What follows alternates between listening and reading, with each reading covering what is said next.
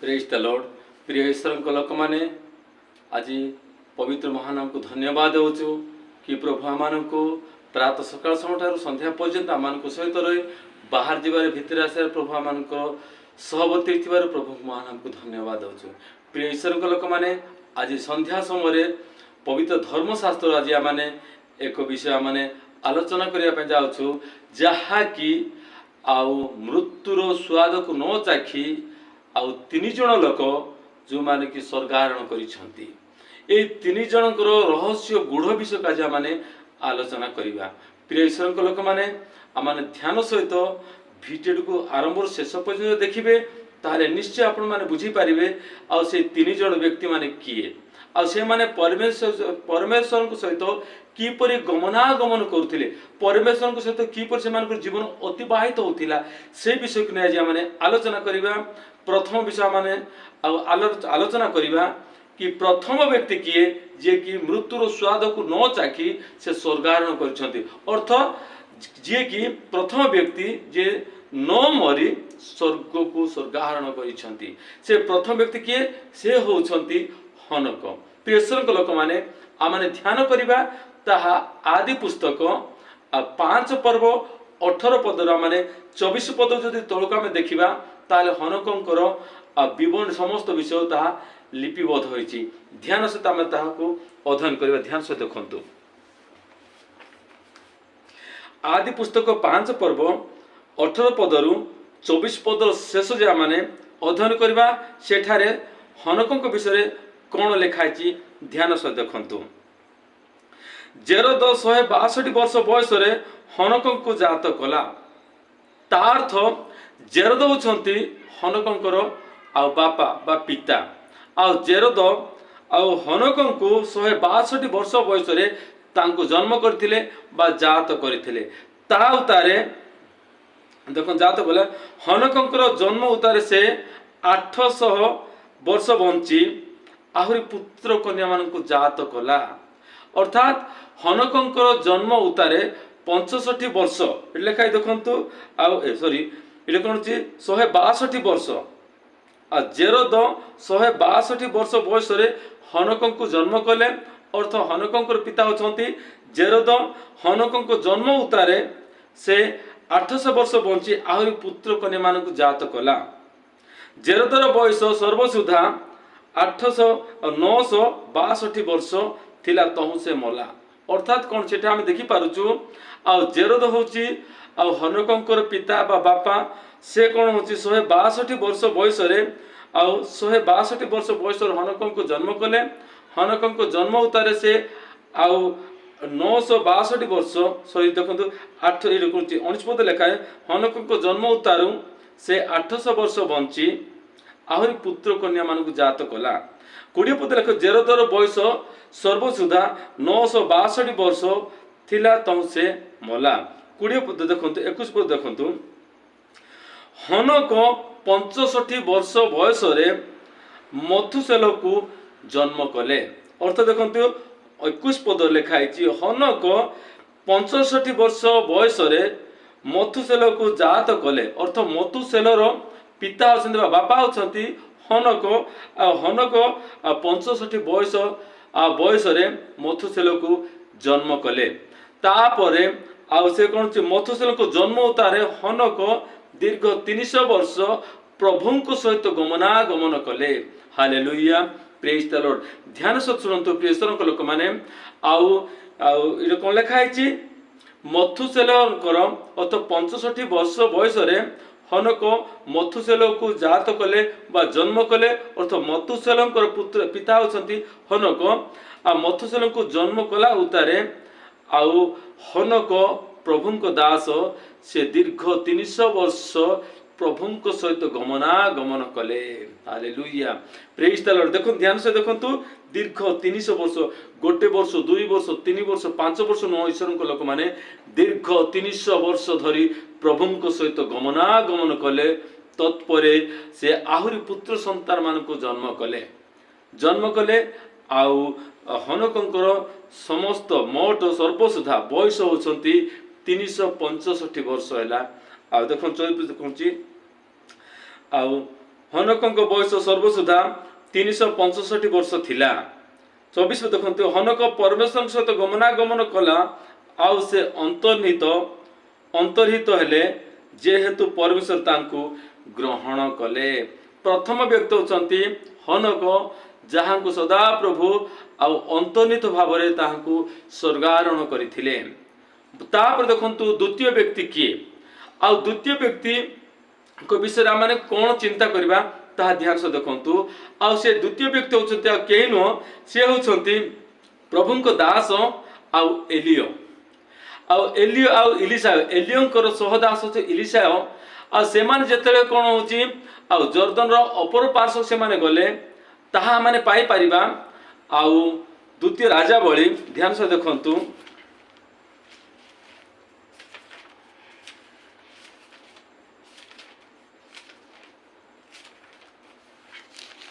ध्यान से देखंतु द्वितीय राजा बळी 2 पर्व 11 पद राम कोन छी आउ अध्ययन करबा। एट कोन लिखा है छी एही रूपे से माने जाऊ जाऊ ओ कथावार्ता करू करू देखो एक अग्निमय रथ ओ अग्निमय अश्वमान आउ उपस्थित होई ए दुही को पृथक कले। काहाकू एलियो आउ इलिशा को दुई जन को से पृथक कले। आकाश देखो कोन लिखा है एही रूपे से माने जाऊ जाऊ से माने जते आउ जर्दन को दुई भाग कर विभक्त कर से माने जर्दन अपर पार्श्व होई जते जाउछन दुई जन कथावार्ता करूछंती। ठीक सही समय ता पूर्व जो चिंता 10 पद देखिबा जेते से कोन होची गोटे विषय चिंता करथिले तुम्हे मो ठारू मु अंतर्निहित हेबा पूर्वरु तुम्हे कोन चाहू अछ। आ से समय एलियोंकर सहदास इलिशा कहउछंती मु तुमरो 2 गुण आत्मा और 2 गुण आत्मा अंश को मु चाहू अछि। देखन कोनते सेथिरे से कहला तुम्हे दुस्साध्य विषय मागलो तथा मु तुम निकट अंतर्निहित हेबा बेले जेबे तुम्हे मते देखिबो तेबे तुम प्रति तद्रूप वर्तिबो मात्र ताहा न हेले वर्तिबो नाही। तार तो कोन होची 9 पद जदि लेखा आइची सेडे कोन होची देखंतु लेखा आइची 9 पद रे ध्यान से देखंतु। 9 पद रे शेषांश देखंतु मु विनय करूची आपन आत्मार 2 गुण अंश मो उपरे वर्तु। एही विषय असाध्य विषय जेते आपना आउ प्रभुଙ୍କ दास अर्थ एलियो को इलिशा मागुचंती से समसे को तुम्बे को दुसाध्य विषय मते मागिलो। ए हेतु मु जेते कोनची अंतर्निहित होई आउ आकाश जेते मु जीवी स्वर्गारोहण करिवि से सब तुम मते शेष दर्शन पर्यंत देखिबो ताहाले ताहा तुम प्रति वर्तिबो। एही विषय जेते प्रभुଙ୍କ दास एलियो इलिशा कहउछंती सेही समय से वार्तालाप कर कथाबार्ता करी जेते जाउछंती सेही समय कोन 11 पद घटियस कोनची एही रूपे से माने जाऊ जाऊ ओ कथाबार्ता करू करू देखो एक अग्निमय रथ अर्थ स्वर्गरु एक अग्निमय रथ ओ अग्निमय अश्वमान अग्निमय रथ ओ अग्निमय अश्वमान अर्थ अग्निमय आउ घोड़ा से माने आसिले कोन छी अश्वमान उपस्थित ले आ से दुही को पृथक कले अर्थ एलियो इलिशा को से मान को आ पृथक कले भिन्न कले पुणी एलियो घूर्णी वायु स्वर्गारोहण कला। Hallelujah praise the lord. प्रियसर को लोक माने देखंतु द्वितीय व्यक्ति एलियो आका स्वर्गरु आउ आउ कुजी स्वर्गरु कोन होची अग्निमय रथ ओ अग्निमय अश्व से माने उल्लासंते घूर्णी वायु द्वारा तांकु कोनची स्वर्गारोहण कले। आ प्रभु को प्रिय ईश्वर को लोक माने ध्यान से देखंतु प्रथम व्यक्ति माने पाइले कोन होची हनक आ प्रभु को सहित दीर्घ 300 वर्ष पर्यंत गमनागमन करने द्वारा प्रभु तांकु आ घूर्णन वायु द्वारा घूर्णन मान द्वारा तांकु स्वर्गारोहण कले। आ द्वितीय व्यक्ति होचंती एलियो जहा को से कोनची घूर्णी वायु रे स्वर्गारोहण करनी हला। तृतीय व्यक्ति होचंती किए ता होची गुप्त आ गूढ़ रहस्य विषय अछि।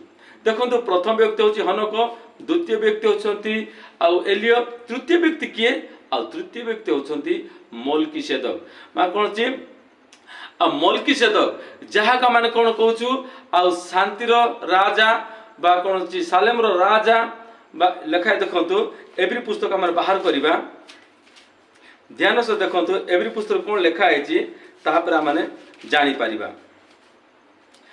एवरी पुस्तक 7 पर्व जदि हम 2 पर्व जदि हम देखिबा आ ख अंश रे एठे लेखा ही देखंतु आ ताहांकर प्रथम अर्थ होची धर्मराज ଆଉ ଦ୍ୱିତୀୟ ହେଉଛି ସାଲେମର ରାଜା ବା ଅର୍ଥାତ୍ ଶାନ୍ତି ରାଜା ବୋଲି କୁହାଯାଇ ଥାଏ। ଆଉ କ'ଣ ଅଛି ମଲ୍କିସେଦେକଙ୍କୁ ଯଦି ତାହା ଉପରୁ ଯଦି ଆମେ ଦେଖିବା ଦେଖନ୍ତୁ ଆଉ ସେ କ'ଣ ଲେଖା ହେଇଛି ଆଉ 5 ପର୍ବ ଯଦି ଆମେ ଧ୍ୟାନ ସହ ଦେଖିବା ସେ ଏବ୍ରୀ ପୁସ୍ତକ 5 ପର୍ବ 6 ପଦରେ ଧ୍ୟାନ ସହ ଦେଖନ୍ତୁ କ'ଣ ଲେଖା ହେଇଛି। ପୁଣି ସେ ଅନ୍ୟ ସ୍ଥାନରେ ମଧ୍ୟ କହନ୍ତି, କିଏ କହୁଛନ୍ତି ପୁଣି ସେ ଅନ୍ୟ ସ୍ଥାନ ମଧ୍ୟ କହନ୍ତି ତୁମ୍ଭେ ମଲ୍କିସେଦେକଙ୍କ ସଦୃଶ ଅନନ୍ତକାଳୀନ ଯାଜକ ଅଟ। ତୁମ୍ଭେ ମଲ୍କିସେଦେକଙ୍କ ସଦୃଶ ଅନନ୍ତକାଳୀନ ଯାଜକ ଅଟ। ଏହା କ'ଣ ହେଉଛି ନିଜେ ଆପଣମାନେ ଜାଣୁଛନ୍ତି ଏଠାରେ କିଏ ଆଉ ତୃତୀୟ ବ୍ୟକ୍ତି ଯେଉଁ ମଲ୍କିସେଦେକ ଏଇଟା ହେଉଛି ଗୁପ୍ତ ବିଷୟ ଅଛି। ସେ ମଲ୍କିସେଦେକ କିଏ ଆଉ ଏଠି ଯଦି ଆମେ ଦେଖା କରୁଛି ପୁଣି ସେ ଅନ୍ୟ ସ୍ଥାନରେ ମଧ୍ୟ କହନ୍ତି ତୁମ୍ଭେ ମଲ୍କିସେଦେକଙ୍କ ସଦୃଶ ଅନନ୍ତକାଳୀନ ଯାଜକ। ହାଲେଲୁୟା, ପ୍ରେଜ୍ ଦ ଲର୍ଡ। ବର୍ତ୍ତମାନ ଦେଖନ୍ତୁ ଆମେ ଯେଉଁ ଏ ଅନନ୍ତକାଳୀନ ଯାଜକ ବା ମଲ୍କିସେଦେକ ଏ ମଲ୍କିସେଦେକ କିଏ ଯିଏ କି ଏକାଥରକେ ନିଜକୁ ବଳିଦାନ ଦ୍ୱାରା ଆଉ ବର୍ତ୍ତମାନ ପିତାଙ୍କର ଦକ୍ଷିଣ ପାର୍ଶ୍ୱରେ ଉପବେଶନ କରି ଦକ୍ଷିଣ ପାର୍ଶ୍ୱରେ ବସି ଆମ୍ଭ ପ୍ରତ୍ୟେକଙ୍କ ନିମନ୍ତେ ଅନୁରୋଧ କରୁଛନ୍ତି ପିତାଙ୍କୁ, ହେ ପିତା ତୁମ୍ଭେ ମୋର ପୁତ୍ର କନ୍ୟାମାନଙ୍କୁ ତୁମେ ଆଶୀର୍ବାଦ କର, ପରିତ୍ରାଣ କର। ଏହି ବିଷୟ ଆଉ ପିତାଙ୍କ ନିକଟକୁ ସେ ଅନୁରୋଧ କରୁଛନ୍ତି ଆଉ କହି ରଖୁଛନ୍ତି। ଆଉ ସେ ବ୍ୟକ୍ତି କିଏ ଅଛନ୍ତି ଆପଣ ଧ୍ୟାନ ସହିତ ଦେଖନ୍ତୁ ଆଉ ମୋ ସହିତ ଖୋଲନ୍ତୁ। ଆଉ ସେହି ଏବ୍ରୀ ପୁସ୍ତକ ଆମେ ଯଦି ପାଇପାରିବା 10 ପର୍ବ ଦେଖନ୍ତୁ। ମୁଁ ଗୋଟେ ବିଷୟ କହିବି ତାପରେ ମୁଁ ଆପଣମାନଙ୍କୁ ସେ ମଲ୍କିସେଦେକ କିଏ ଯେହେତୁ ଦେଖନ୍ତୁ 10 ପର୍ବ 4 ପଦରେ ଲେଖା ହେଇଛି କାରଣ ବୃଷ ଓ ଛାଗ ରକ୍ତରେ ସେ କେବେ ମଧ୍ୟ ପାପ ହରଣ କରିନଥାଏ। ଦେଖନ୍ତୁ କାରଣ ବୃଷ ଓ ଛାଗର ରକ୍ତ ଯେ ପାପ ହରଣ କରିବ ଏହା ଅସମ୍ଭବ। ତେଣୁ ଲେଖା ଦେଖନ୍ତୁ ସେଥିପାଇଁ ଖ୍ରୀଷ୍ଟ ଜଗତକୁ ଆଗମନ କରି କହନ୍ତି, ସେଥିପାଇଁ ଖ୍ରୀଷ୍ଟ ଜଗତକୁ ଆଗମନ କରି କହନ୍ତି ବଳିଦାନ ଓ ନୈବେଦ୍ୟ ନ ଲୋଡ଼ି ମୋ ନିମନ୍ତେ ଏକ ଶରୀର ପ୍ରସ୍ତୁତ କର। ହାଲେଲୁୟା, ପ୍ରେଜ୍ ଦ ଲର୍ଡ। ପ୍ରିୟଙ୍କ ଲୋକମାନେ ଏଠି ମୁଁ ଆପଣମାନଙ୍କୁ ଗୋଟେ ବିଷୟ କହି ରଖିବା ଚାହେଁ।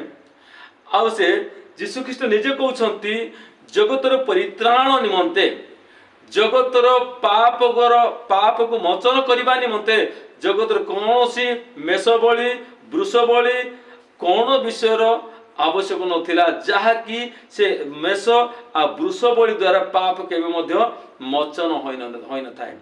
ତେଣୁ ପିତା ପରମେଶ୍ୱର ଆପଣାର ଏକମାତ୍ର ଅଦ୍ୱିତୀୟ ପୁତ୍ରଙ୍କୁ ସେ ଜଗତକୁ ପ୍ରେରଣ କଲେ ଆଉ ଯେଉଁ ରକ୍ତ ଦ୍ୱାରା ଆଜି ମୁଁ ଆଉ ଆପଣମାନେ ପରିତ୍ରାଣର କାରଣ ଯେଉଁ ରକ୍ତ ଦ୍ୱାରା ଆଜି ଆମେ ପରିତ୍ରାଣ ପାଇଛୁ ପାପରୁ ଆମେ କ'ଣ ହେଉଛି ମୁକ୍ତ ଲାଭ କରିଅଛୁ ସେହି ରକ୍ତ ହେଉଛନ୍ତି ଆଉ ଅନ୍ୟ କୌଣସି ରକ୍ତ ନୁହଁ। ପ୍ରିୟ ଈଶ୍ୱରଙ୍କ ଲୋକମାନେ ସେହି ରକ୍ତ ହେଉଛନ୍ତି ସ୍ୱୟଂ ପ୍ରଭୁ ଯୀଶୁଖ୍ରୀଷ୍ଟଙ୍କ ରକ୍ତ। ହାଲେଲୁୟା, ପ୍ରେଜ୍ ଦ ଲର୍ଡ। ସେହି ବିଷୟକୁ ଆମେ ଦେଖିବା ସେହି ଆଉ ଏବ୍ରୀ ପୁସ୍ତକ 10 ପଦର ଆଉ 12 ପଦ ଧ୍ୟାନ ସହ ଦେଖନ୍ତୁ କ'ଣ ଲେଖା ହେଇଛି। ମାତ୍ର ସେ ପାପ ନିମନ୍ତେ ମାତ୍ର ସେ ଅର୍ଥ ମାତ୍ର ସେ ପ୍ରଭୁ ଯୀଶୁଖ୍ରୀଷ୍ଟ ପାପ ନିମନ୍ତେ କେବଳ ଏକ ବଳି ଉତ୍ସର୍ଗ କଲା ଆଉତାରେ ଈଶ୍ୱରଙ୍କ ଦକ୍ଷିଣ ପାର୍ଶ୍ୱରେ ଆଉ ଚିରକାଳ ପାଇଁ ଉପବେଶନ କଲେ। ହାଲେଲୁୟା, ପ୍ରେଜ୍ ଦ ଲର୍ଡ। ଈଶ୍ୱରଙ୍କ ଲୋକମାନେ ଆଉ ସେ କ'ଣ ଅଛି ନିଜକୁ ଏକାଥରକ ବଳି ଉତ୍ସର୍ଗ କରିବା ଦ୍ୱାରା ଆଉ ସେ ବର୍ତ୍ତମାନ ପିତାଙ୍କର ଦକ୍ଷିଣ ପାର୍ଶ୍ୱରେ ଉପବେଶନ କରି ସେ ଆମ୍ଭମାନଙ୍କ ନିମନ୍ତେ ପିତାଙ୍କୁ ଅନୁରୋଧ କରୁଛନ୍ତି। ଆଉ ସେ ହେଉଛନ୍ତି ଆଉ ଶାନ୍ତିର ରାଜ ବା କୌଣସି ଅନନ୍ତକାଳୀନ ପିତା ବା ଅନନ୍ତକାଳୀନ ଯାଜକ ବୋଲି ଏଠି ଆମେ କହୁଛେ। ସେ ହେଉଛନ୍ତି ନିଜେ ସ୍ୱୟଂ ପ୍ରଭୁ ଯୀଶୁଖ୍ରୀଷ୍ଟ ଯାହାକୁ ଆମେ କହୁଛୁ ତୃତୀୟ ବ୍ୟକ୍ତି ଯାହାକୁ ମଲ୍କିସେଦେକ ବୋଲି କହିଥାଉ। ଆଉ ମଲ୍କିସେଦେକଙ୍କୁ ଯୀଶୁଖ୍ରୀଷ୍ଟଙ୍କ ସହିତ ଆମେ କହୁଛୁ ତୁଳନା କରାଯାଇଅଛି। ପ୍ରିୟ ଈଶ୍ୱରଙ୍କ ଲୋକମାନେ ଆପଣମାନେ ଆଜି ଆମେ ପବିତ୍ର ଧର୍ମଶାସ୍ତ୍ରରେ এই বিষয়ে ମାନେ ଆଲୋଚନା କରୁଥିଲେ କି ଚିନ୍ତା କରୁଥିଲେ କି ମନୁଷ୍ୟ ଏପରି କୌଣସି ଲୋକ ନାହାନ୍ତି ମୃତ୍ୟୁର ସ୍ୱାଦକୁ ନ ଚାଖି ଆଉ ସେମାନେ ସ୍ୱର୍ଗାରୋହଣ କରିଛନ୍ତି। ଆଉ ସେ ମୃତ୍ୟୁ ପ୍ରତ୍ୟେକ ମନୁଷ୍ୟ ରକ୍ତ ମାଂସ ବିଶିଷ୍ଟ ମନୁଷ୍ୟ ମାତ୍ରକେ ନିଶ୍ଚୟ ସେମାନେ ମୃତ୍ୟୁର ସ୍ୱାଦ ଚାଖିବେ। କିନ୍ତୁ ପ୍ରିୟ ଈଶ୍ୱରଙ୍କ ଲୋକମାନେ ଏହି 3 ଜଣ ବ୍ୟକ୍ତି ଗୁପ୍ତ ଗୁଡ଼ ବିଷୟ ରଖା ହେଇଛି ଯାହାକି ପ୍ରଥମ ବ୍ୟକ୍ତି ହେଉଛନ୍ତି ହନକ, ଦ୍ୱିତୀୟ ବିଷୟ ହେଉଛନ୍ତି ଏଲିୟ, ତୃତୀୟ ବିଷୟ ହେଉଛନ୍ତି ମଲ୍କିସେଦେକ ବା ନିଜେ ସ୍ୱୟଂ ପ୍ରଭୁ ଯୀଶୁଖ୍ରୀଷ୍ଟ। এই 3 ଜଣ ଲୋକ ଆଉ ସେମାନେ ମୃତ୍ୟୁର ସ୍ୱାଦକୁ ନ ଚାଖି ଆଉ ସ୍ୱର୍ଗ ଆରୋହଣ କରିଛନ୍ତି। ଆମେ ଏଇ ବାକ୍ୟରେ ଆମେ ଆଜି ଏହା ଶିକ୍ଷା କରିବା ପାଇଁ ଚାହୁଁଛୁ କି ଆମମାନେ ଆଉ ମୃତ୍ୟୁର ସ୍ୱାଦକୁ ନ ଚାଖି এই 3 ବ୍ୟକ୍ତି ଯାଇଛନ୍ତି। ଆଉ ସେମାନଙ୍କ ମଧ୍ୟରୁ ତୃତୀୟ ବ୍ୟକ୍ତି ଯିଏକି ମଲ୍କିସେଦକ ବା ନିଜ ପ୍ରଭୁ ଯୀଶୁ ଖ୍ରୀଷ୍ଟ ଏକଥରକ ନିଜକୁ ବଳି ଉତ୍ସର୍ଗ କରିବା ଦ୍ୱାରା ପିତାଙ୍କର ଦକ୍ଷିଣ ପାର୍ଶ୍ୱ ଉପବେଶନ କରି ଆଜି ମୋ ପାଇଁ ଆଉ ଆପଣମାନଙ୍କ ଅର୍ଥ ସମଗ୍ର ପୃଥିବୀ ନିବାସୀମାନଙ୍କ ନିମନ୍ତେ ସେ ପିତାଙ୍କୁ ଅନୁରୋଧ କରୁଛନ୍ତି ଆଉ କହୁଛନ୍ତି, ହେ ପିତା ଏମାନଙ୍କୁ ପରିତ୍ରାଣ କର। ହାଲେଲୁୟା, ପ୍ରେଜ୍ ଦ ଲର୍ଡ। ପ୍ରିୟ ଈଶ୍ୱରଙ୍କ ଲୋକମାନେ ଏ ସନ୍ଧ୍ୟା ସମୟରେ ଆଜି ଆମେ ଯେଉଁ ବାକ୍ୟ ଅଧ୍ୟୟନ କଲୁ, ଆଜିର ବାକ୍ୟର ଗୁଢ଼ ବିଷୟ ଆମେ ଜାଣିଲୁ। ଆଉ ବାକ୍ୟକୁ ଜୀବନ ବାକ୍ୟକୁ ଆପଣ ହୃଦୟ ମଧ୍ୟ ରଖି ଆବଶ୍ୟକ ସମୟରେ ବାକ୍ୟକୁ ଆମେ ଯଦି ପାକୁଳିବା ତାହେଲେ ଈଶ୍ୱରଙ୍କ ବାକ୍ୟର ଗୁଢ଼ ରହସ୍ୟ ବିଷୟ ନିଜେ ଜାଣିବା ସହିତ ଆମ ଅନ୍ୟମାନଙ୍କୁ ମଧ୍ୟ ପରିପ୍ରକାଶ କରିବା। ପ୍ରଭୁ ଏ ବାକ୍ୟ ଦ୍ୱାରା ପ୍ରତ୍ୟେକଙ୍କୁ ଆଶୀର୍ବାଦ କରନ୍ତୁ। ଆମେନ୍।